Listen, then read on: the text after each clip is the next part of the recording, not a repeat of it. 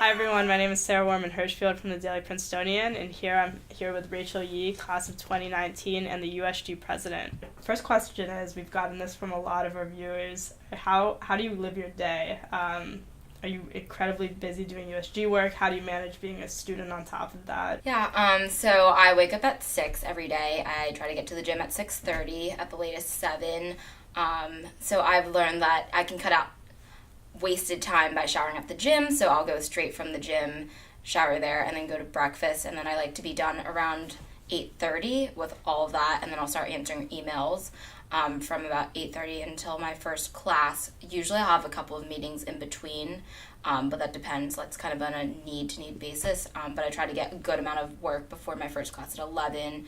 Do that. I have a break for lunch, try to meet up with a friend that I haven't seen in however long, and then I'll do classes, and then meetings. I usually try to allot the period from 1 to 4 and save that for meetings with administrators or students, and then depending on what my evening schedule looks like, I'll definitely make time for dinner, and then usually it's USG meetings in the evening, and then I try to go to sleep at no later than midnight so I can start my day.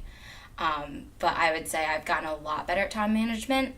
Last semester, when I was just starting my term, I would wake up at 6:30, answer emails, and then just get stuck in my room for about 2 to 3 hours before class, which was not healthy. I would skip breakfast, wouldn't work out, and that was just an unsustainable lifestyle. So I've definitely gotten to a much better rhythm this semester.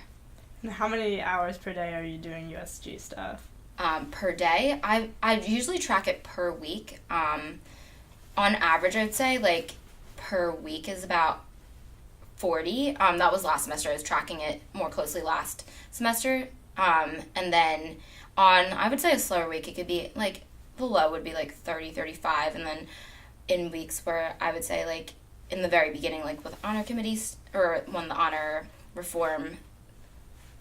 committee, I guess, stuff started at the very beginning of the semester, that was closer to 50 hours, just answering emails primarily, and responding to student concerns and meeting with I guess the tab, the prince, just a lot of other stuff that you wouldn't necessarily see as tangible policy work.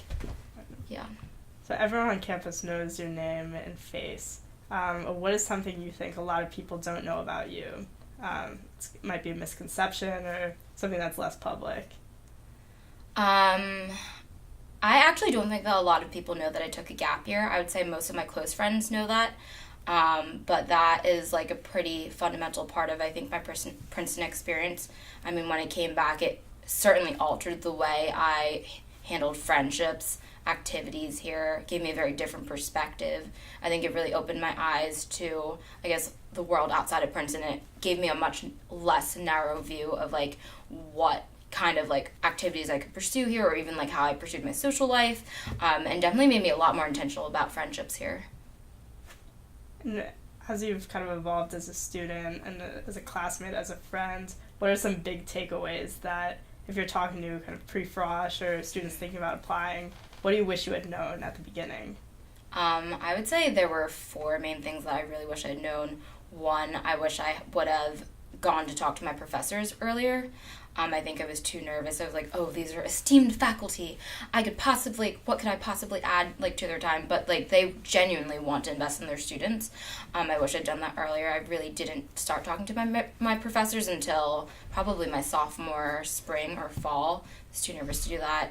Also reaching out to alumni, more so than just for, career connections. I think that they provide, very balanced perspectives about, what life is after Princeton, which actually I found really, really helpful, especially when things got hard on campus, to think about, the impact that we can have, after Princeton. Yes, this is a trial run of, a lot of maybe, difficulties and, tribulations that we might have to face after Princeton, but I think that talking to alumni is super, super valuable. Also, in terms of friendships, I think that is something that I had to learn a lot about, but, being a lot more intentional about who I spent my time with. I think that I wish I had known that, having maybe fewer friends, but, the quality of friendships and, going deeper in those friendships, that's something I would have definitely told my first-year self, just because I felt like I knew a lot of people socially, but in terms of like actually having like deep, meaningful relationships that I could like actually talk to people when like things got difficult, I didn't really, I definitely did not have many of those friendships my first year. Looking back to your beginning of your time here and evolving now, what were your favorite things and what were some of your least favorite things, and how have you kind of learned to deal with emphasizing the good and minimizing the bad?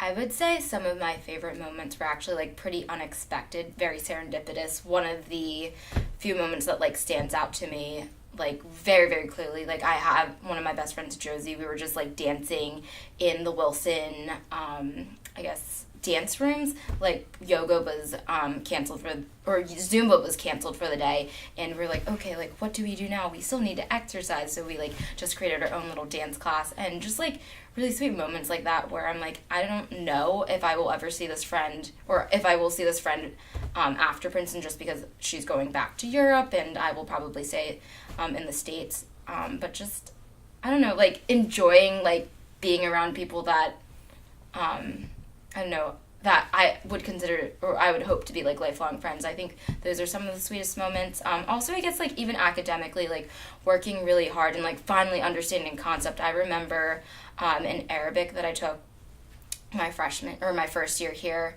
like, I really, really struggled.